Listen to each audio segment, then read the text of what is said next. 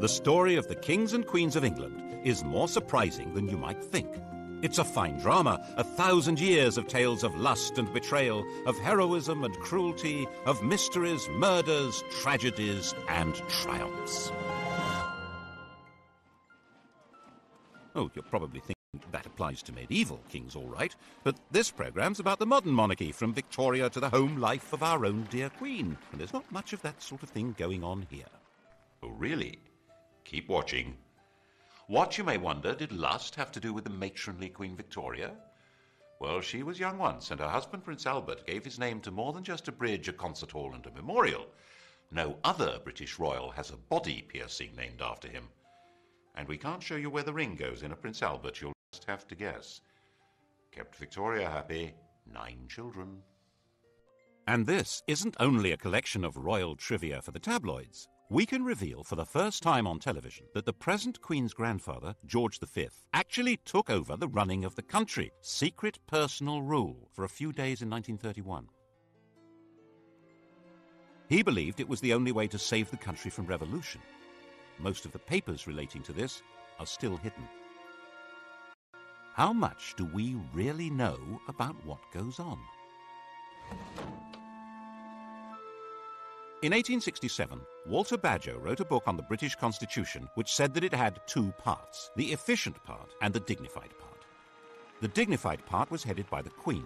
It was a piece of theatre whose only purpose was to make people feel loyalty. The actual power was entirely held by the efficient part, which he said was a secret committee called the Cabinet. Everyone believed Bagehot's book. The government encouraged people to believe it. So did the royal family, then and now. Well, they would, wouldn't they? The truth has been rather different. Obviously, when the 18-year-old Victoria came to the throne in 1837, she wasn't in much of a position to try to run the country. She'd had a rather odd upbringing. Her father had been a brother of George IV and William IV, but he'd died when she was a baby. Her mother was a straight-laced German princess who was determined that her daughter should not be part of the disreputable life of the court, or murdered, as her mother thought possible, by one of her terrible uncles who wanted the throne himself.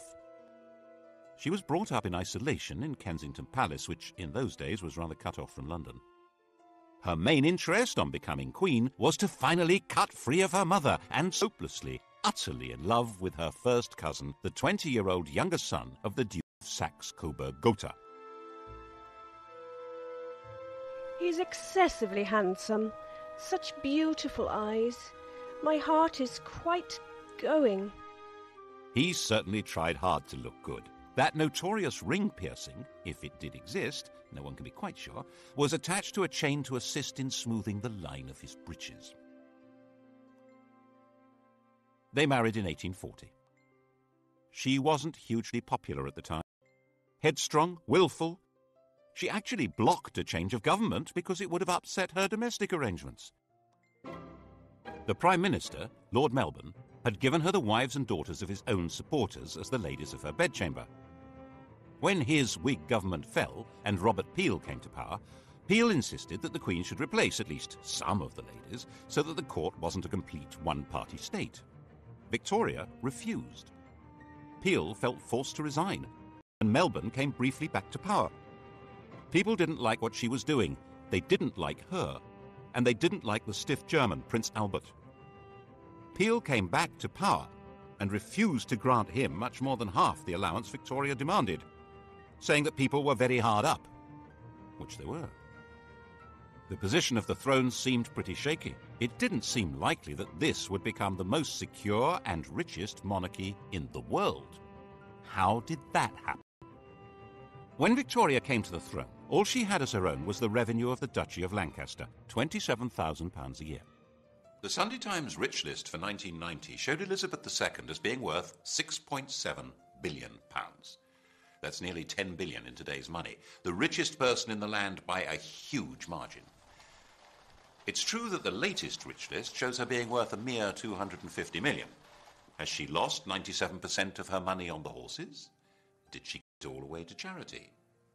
No. The latest figure is a guess, based on an instruction to the Sunday Times not to count anything she holds on trust for the nation. Obviously, she can't sell the crown jewels and pocket the proceeds, but actually, most rich people hold much of their wealth in trust, yet it's still treated as theirs, because they have the use of it. The royal move into profit began when Albert took charge of the royal finances. He wasn't allowed to be king. There was deep suspicion of him. But Victoria let him manage her affairs, and he did an astonishing job of it. The royal household was an incredible Gothic antique. To clean a window in Buckingham Palace was a job for the Lord Chamberlain's staff. Unless it was a kitchen or scullery window, then they had to call on the Lord Steward. And laying a fire was the Lord Steward's job, but lighting it, the Lord Chamberlain's. As their staff were not on good terms, the Queen froze. Other palace staff were paid for jobs whose very purpose and even existence had been forgotten. Enter Albert with boiling water and a hatchet. He sorted that lot out and cut Victoria's costs dramatically. He had a huge capacity for work and organisation, so when he came up with the idea for a great exhibition of the world's arts and industry, no one should have doubted that he could make it happen. Of course, they did doubt it. They had no confidence in the exhibition hall, the Crystal Palace, a giant greenhouse erected by a gardener. And when they realised that thousands would congregate there, they thought that it would be a rallying point for revolutionaries. The opening of the Great Exhibition on May 1st, 1851, was a thrilling day for the nation and for Victoria. The royal couple began to be viewed with some enthusiasm, and it was quite understandable that the next year an eccentric miser should leave the Queen £500,000 in his will. Albert's influence in government rose visibly, which of course soon put an end to his popularity. By 1854 it was generally believed that Albert the Foreigner was a traitor in league with Russia, forcing loyal ministers out of office. Crowds gathered round the Tower under the impression that Albert and Victoria had been arrested for treason. That frenzy died down, but at the back of it were two things that were going to be permanent problems. One was that the Queen and the consort must have some role in running the country, but that couldn't be squared with any kind of representative government. And the other was that people were realizing that the monarch was making a profit, and they didn't like it. The solution was to conceal what was really happening under a cloak of secrecy, and that cloak is still in place. When I was researching a book on the most sensitive part of this story, I needed to see some papers that should have been released by the Ministry of Defence. The then Navy Minister, David Owen, read the file and released it, but the crucial documents weren't there. He suggested they would have been treated as the private property of the Crown and kept in the Royal Archive. Private. I wasn't allowed in. Albert's own role was pretty secret. He was in reality acting as King of England, but that was behind the scenes. The title he was eventually given in 1857 was just Prince Consort. He took it very seriously and worked himself to death. His last act as the hidden King of England was at the end of 1861 to stop the Prime Minister from sending an angry dispatch to the American government. If it had been sent, England would probably have been pushed into the American Civil War. On the terrible shriek, she never recovered. She retired to Scotland and went into what seemed to be everlasting mourning. She and Albert had built a number of retreats for themselves, Osborne on the Isle of Wight, Sandringham in Norfolk, and her favourite Balmoral. Here she hid for months at a time with the faithful Highland retainer John Brown. He was allowed enough familiarity for the Queen to be widely referred to as Mrs. Brown. Victoria herself could see no reason to take part in public ceremonies like the opening of Parliament. She thought that her hidden role as the head of her government was enough. But that, of course, led many people to wonder why they had to pay for her upkeep at all. She received, as she had done from the start of her reign, £385,000 a year from the government. It was more than she needed.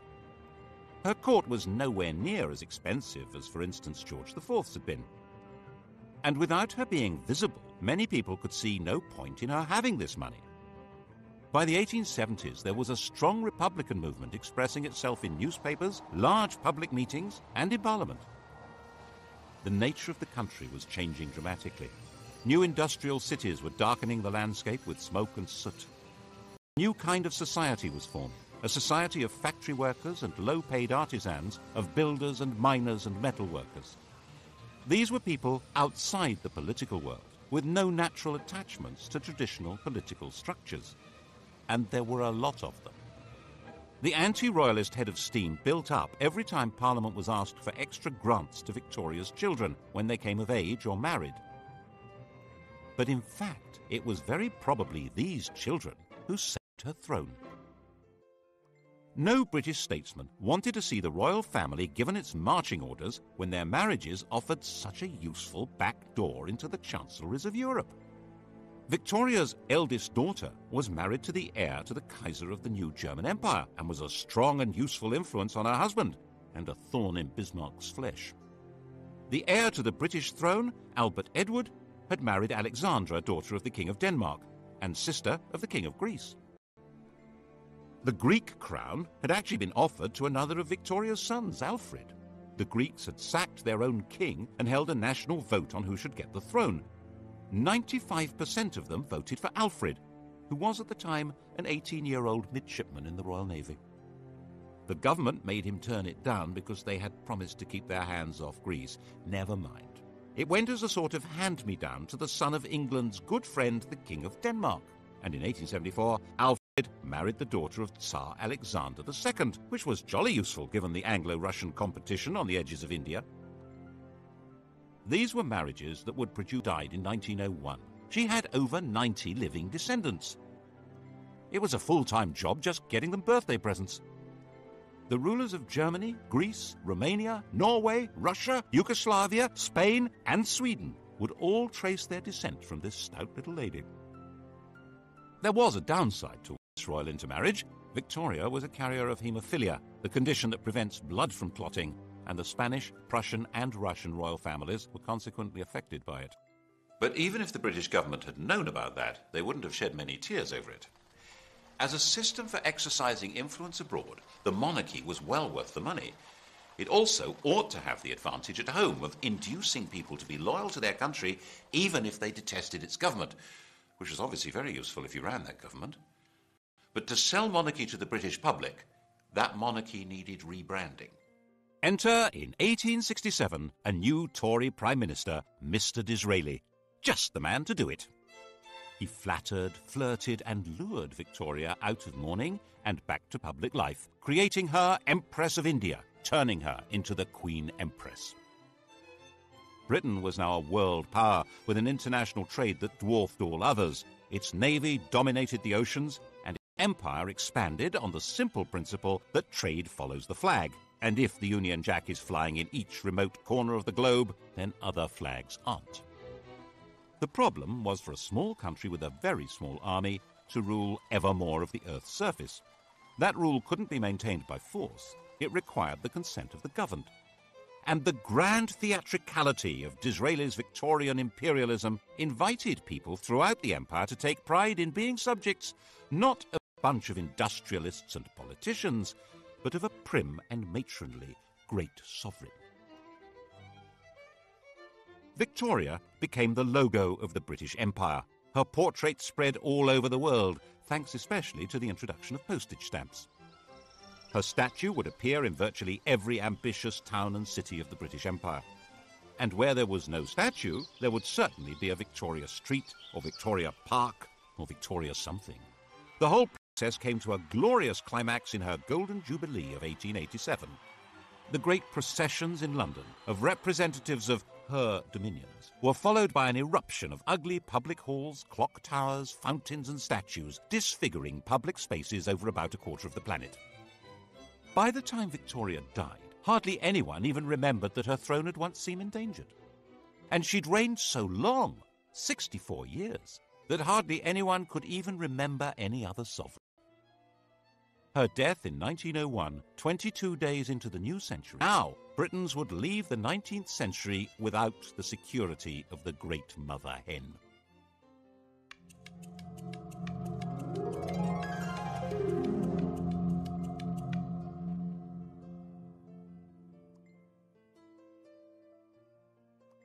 Victoria would cast a long shadow. Elizabeth II, coming to the throne 51 years later, would be the first of her successors who had no personal memory of her. Her oldest son, Albert Edward, the new King Edward VII, was already 59 years old. The funeral of the Queen Empress and Edward's coronation involved a huge invention of traditions and ceremonies. And in this atmosphere, it's not surprising that Edward was granted an annual allowance even greater than Victoria's. A few voices said that it was unnecessary for the king to have as big an income as Andrew Carnegie, the Bill Gates of his day, but no one took much notice. Edward had been given a miserable and oppressive childhood. Victoria had measured him by the impossible yardstick of her hero worship of the perfect man, his father. Naturally, young Bertie had rebelled. Of course, his first visit to a prostitute shocked his parents deeply. It happened to be followed by Albert's fatal illness, which Victoria had inevitably blamed on her wicked son. She had arranged marriage shortly afterwards in the hope that domestic discipline would rein him in. Princess Alex of Denmark was beautiful, but she was also deaf and dull company. With nothing much else to do, Bertie had become the living epitome of the life of the Belle Epoque, a life of champagne drinking, cigar smoking, horse racing, gambling and entertaining showgirls and pretty married ladies. He was naturally drawn to the company of outsiders, not just shady characters, but Jews and Catholics, bankers and foreigners, and he was outspokenly outraged by the casual racism of the empire. Because a man has a black face and a different religion than our own, there is no reason why he should be treated as a brute.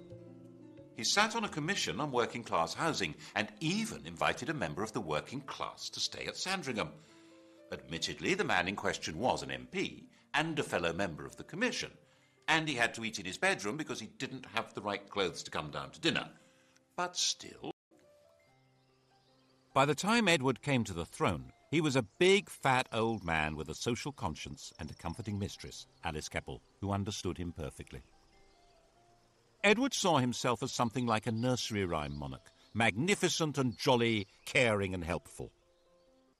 In 1903, completely ignoring his government, he went to France and started negotiations for a treaty that would become the Entente Cordiale, isolating Germany. He detested, which guaranteed that if Germany attacked France, Britain would go to war. So that's what happened in 1914.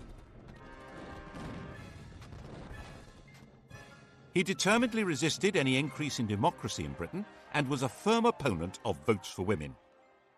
The crunch over his reactionary views came when Lloyd George planned to introduce old age pensions in 1909. To raise the cash, there would have to be new taxes on income. The Tory majority in the House of Lords voted down what was called the People's Budget, and when the Liberal government drew up legislation to take that power away from the Lords, they voted that down too, obviously.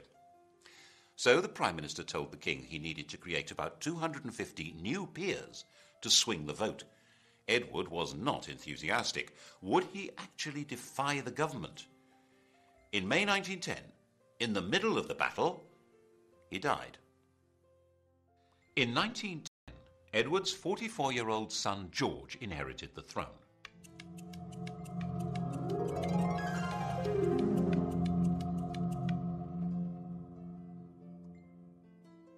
He was the late King's second son. He'd worked as a commander in the Navy, to which he was deeply attached. But in 1892, his elder brother Clarence had died, and he'd unexpectedly become heir. To step into his brother's shoes, he'd left his job and married the woman who'd been betrothed to Clarence, a relative called Princess Mary of Teck. He now inherited a fortune worth around 140 million in today's prices, and a political crisis. As part of the deal with the government to pass the budget and cut the powers of the House of Lords, it was agreed that the Crown could stop paying any income tax. In return, the King would pay for his own trips abroad. The new constitutional deal drew the teeth of the House of Lords. Whatever the elected government in the Commons decided to do, it now could do. The only possible break on its power was now the King, and the question was, of course, whether he would ever exercise it, and what would happen if he tried. At first, the Crown was too weak to try. When war began with Germany in 1914, George was seen, naturally enough, as a German, which he was. He kept a bit quiet about his courtesy titles of Field Marshal General of the Prussian Army and Admiral of the Imperial German Navy. To make himself seem more British and therefore more secure, in July 1917, George felt forced to change his family name from Saxe-Coburg-Gotha to Windsor and stop being a German prince and Duke of Saxony. Revolution was a real danger. Cousin Nicky, the Tsar of Russia, was deposed in February 19th, agreed to it. But King George was terrified of being associated with a man now labelled tyrant by revolutionaries, so he forced the government to withdraw the offer. The Bolsheviks took over Russia in October, and Nicholas and his family were slaughtered.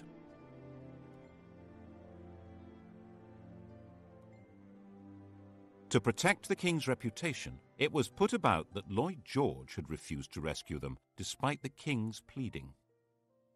Then in November 1918, a German revolution forced the Kaiser, Cousin Willie, to abdicate, and Germany gave up the war.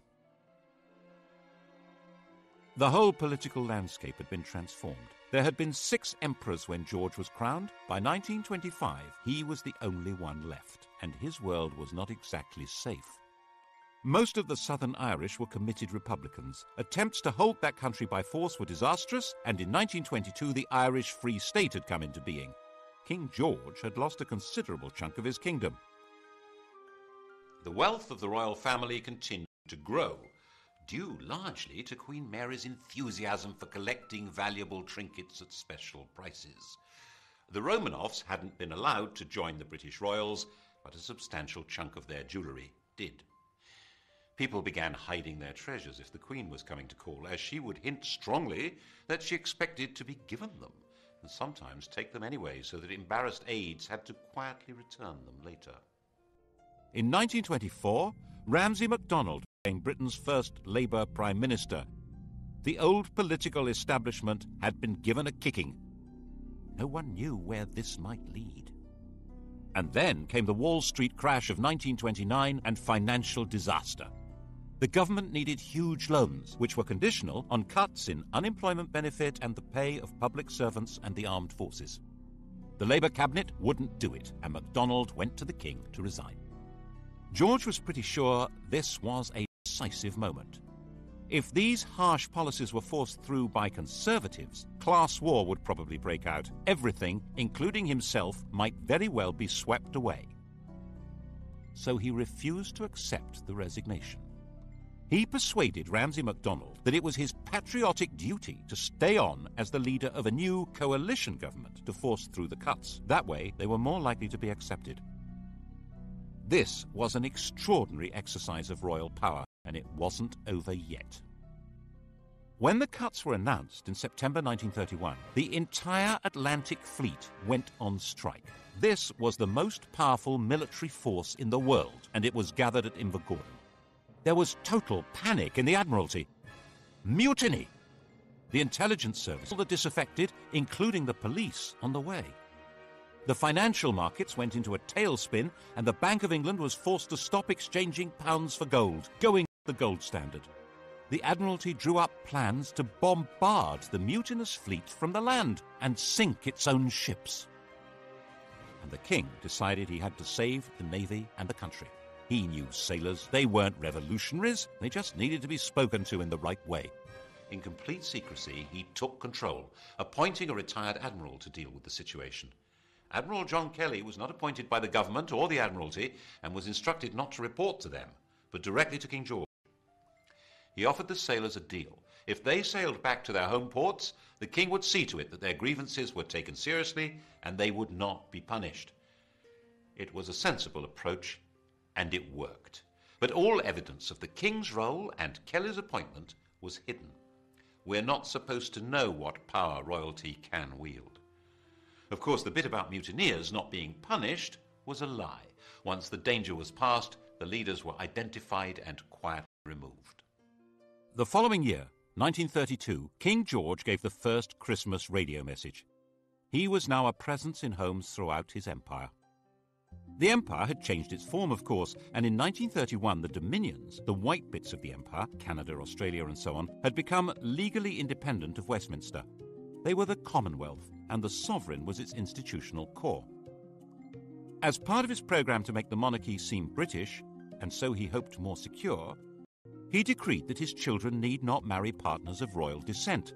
This would indeed transform the position of the monarchy, but not in the way he expected. In 1936, when George was 70 and dying, his doctor, Lord Dawson, decided to ensure that the death would not be reported first in the vulgar evening papers. You've heard of Lord Dawson of Penn. He's killed any number of men, and that's why we sing, "Oh God, save the King," from Bertrand, Lord Dawson of Penn. Lord Dawson met the Times' deadline by giving the King a fatal injection, called a whiz-bang. George was told he would soon be convalescing in Bognor. His last words were, "Bugger Bognor." The Times was told he'd said, "How is the Empire?"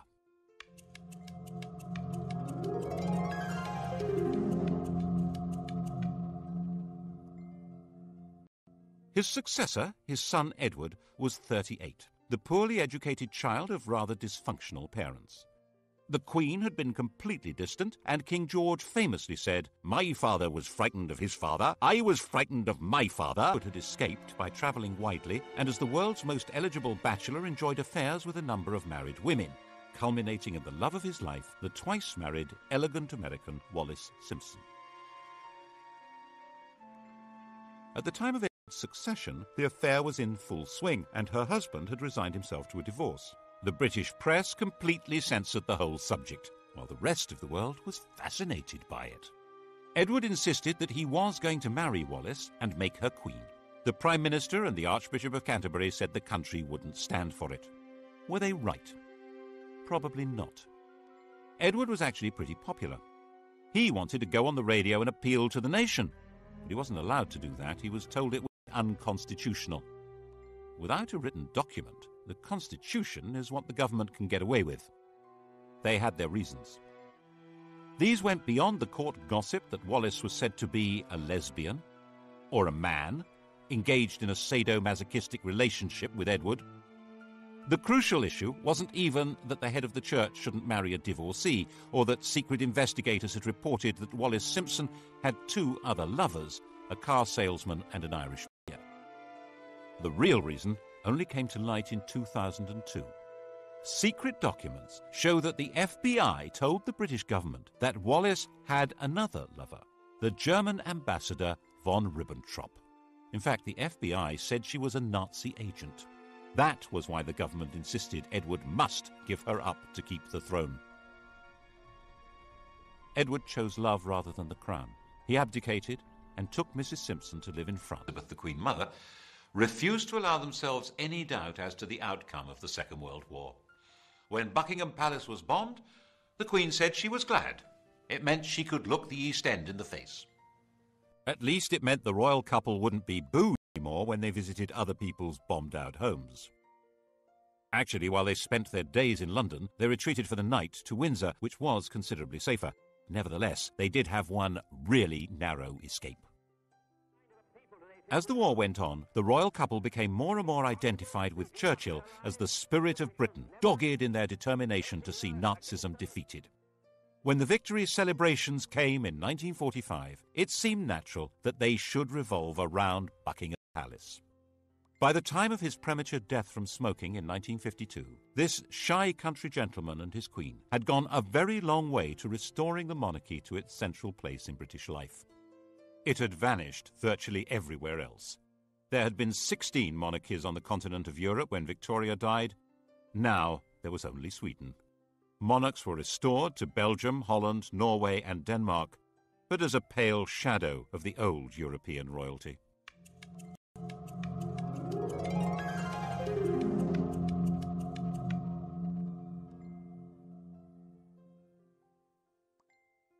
The new queen, the 25-year-old Elizabeth II, seemed to be a fairy tale remnant of a lost world of glamour.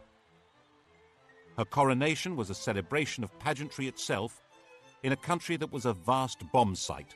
4 houses out of 10 had been damaged or destroyed.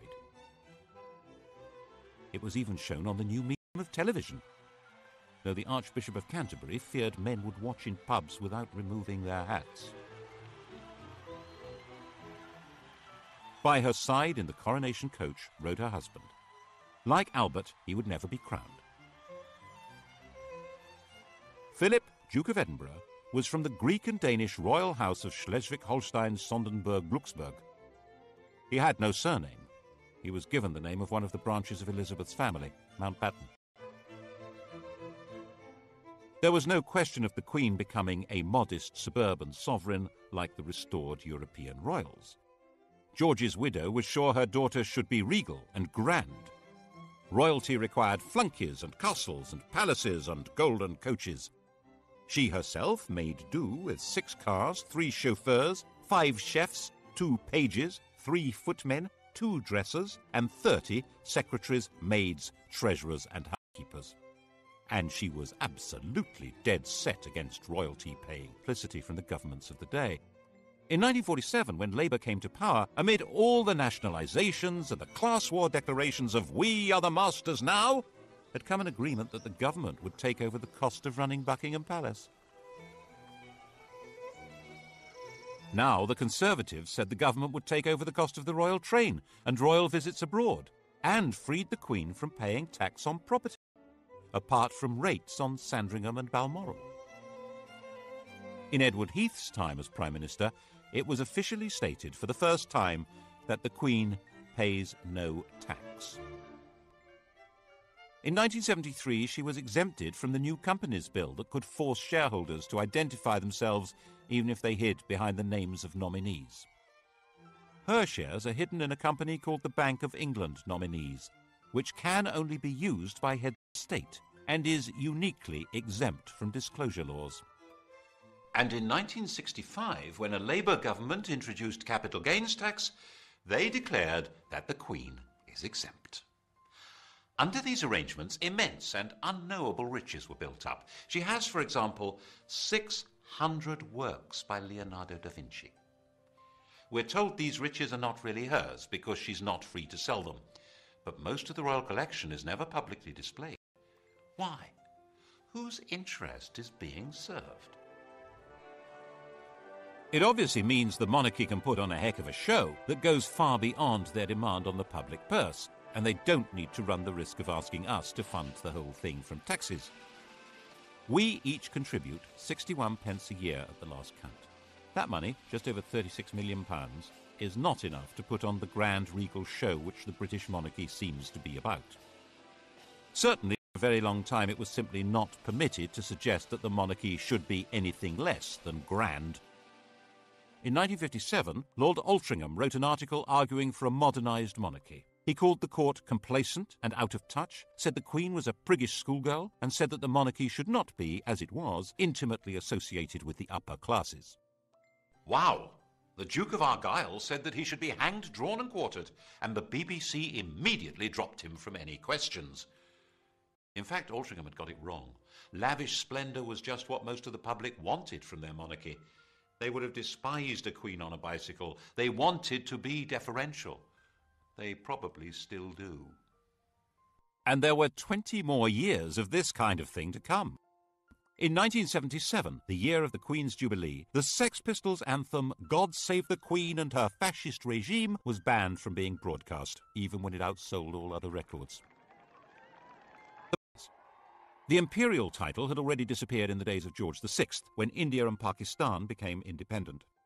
The empire became the Commonwealth, and of the 58 past and present members of that vague organisation, only 16 have Elizabeth as their head of state, and falling.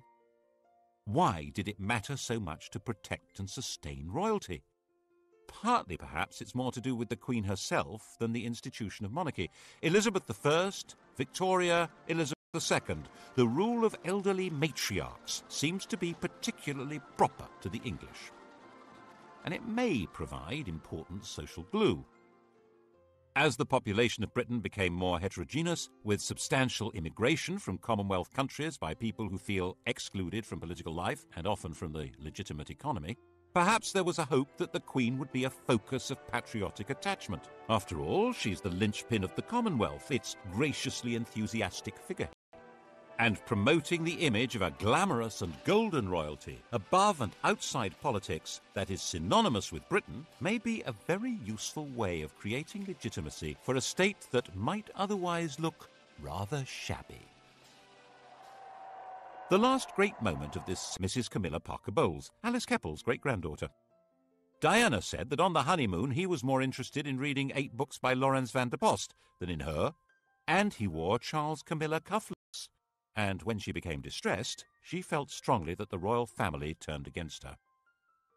In 1992, it all blew apart in what the Queen called her annus horribilis. Her second son, Andrew, separated from his wife Sarah Ferguson, who was pictured topless being kissed by her financial advisor.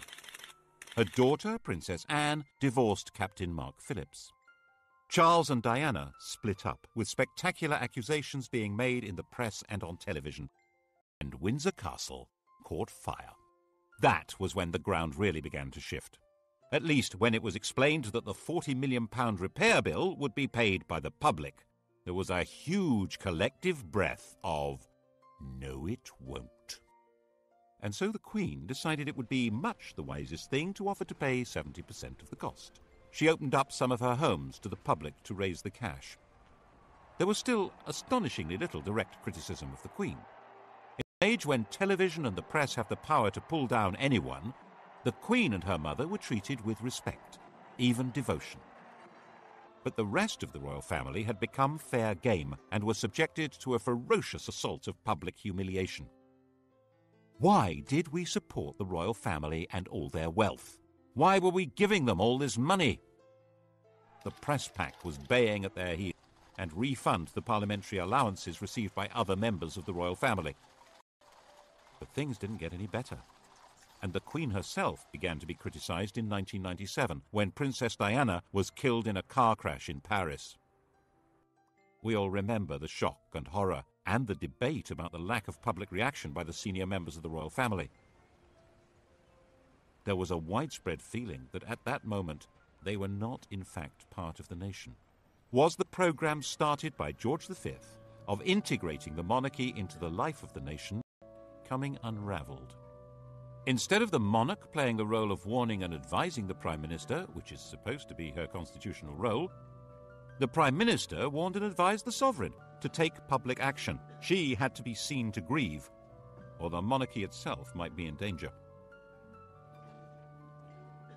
And now we wait to see what happens next. The heir to the throne and his mistress are forever tainted with the image of the princess that was publicly destroyed. The Queen is an old lady, with a reign that begins to rival Victoria's in length. Can anyone be certain that the country would accept her son as king? There's always been a bargain at the heart of monarchy in this country. The monarch has always been dependent on the people. That bargain has been the key to survival. It began when William the Conqueror realised that he and his friends couldn't actually run a country where they didn't speak the language, or know the laws, traditions, or even the geography.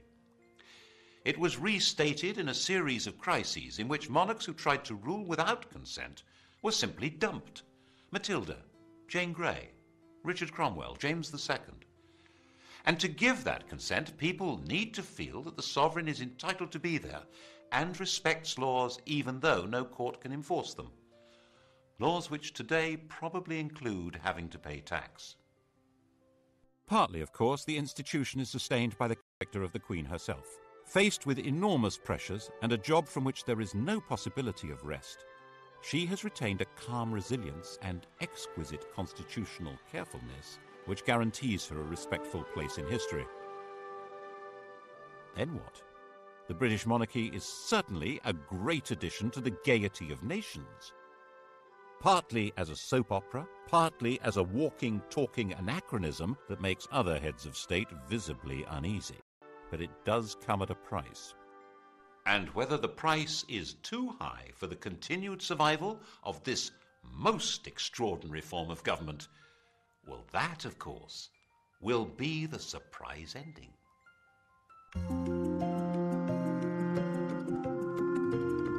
Hollywood's top 10 sites, that's tonight from 6. Coming up, the story of the strongest, sharpest blade that's ever been made, a decisive weapon.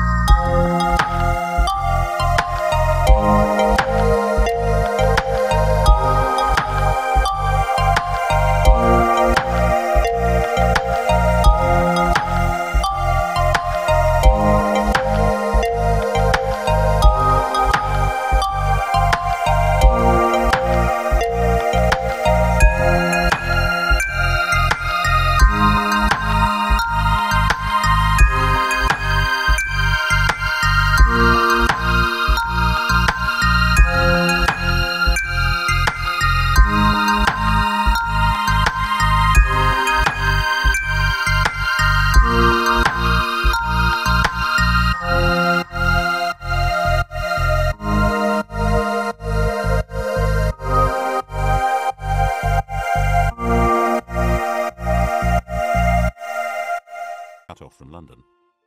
Her main interest on becoming queen was to finally cut free of her mother and hopelessly, utterly in love with her first cousin, the 20-year-old younger son of the Duke of Saxe-Coburg-Gotha. He's excessively handsome. Such beautiful eyes. My heart is quite going. He certainly tried hard to look good. That notorious ring piercing, if it did exist, no one can be quite sure, was attached to a chain to assist in smoothing the line of his breeches. They married in 1840. She wasn't hugely popular at the time. Headstrong, willful. She actually blocked a change of government because it would have upset her domestic arrangements. The Prime Minister, Lord Melbourne, had given her the wives and daughters of his own supporters as the ladies of her bedchamber. When his Whig government fell and Robert Peel came to power, Peel insisted that the Queen should replace at least some of the ladies so that the court wasn't a complete one-party state. Victoria refused. Peel felt forced to resign, and Melbourne came briefly back to power. People didn't like what she was doing, they didn't like her, and they didn't like the stiff German, Prince Albert. Peel came back to power and refused to grant him much more than half the allowance Victoria demanded, saying that people were very hard up, which they were. The position of the throne seemed pretty shaky. It didn't seem likely that this would become the most secure and richest monarchy in the world. How did that happen? When Victoria came to the throne, all she had as her own was the revenue of the Duchy of Lancaster, £27,000 a year. The Sunday Times Rich List for 1990 showed Elizabeth II as being worth £6.7 billion. That's nearly 10 billion in today's money. The richest person in the land by a huge margin. It's true that the latest Rich List shows her being worth a mere 250 million. Has she lost 97% of her money on the horses? Did she it all away to charity? No. The latest figure is a guess, based on an instruction to the Sunday Times not to count anything she holds on trust for the nation. Obviously, she can't sell the crown jewels and pocket the proceeds, but actually, most rich people hold much of their wealth in trust, yet it's still treated as theirs, because they have the use of it.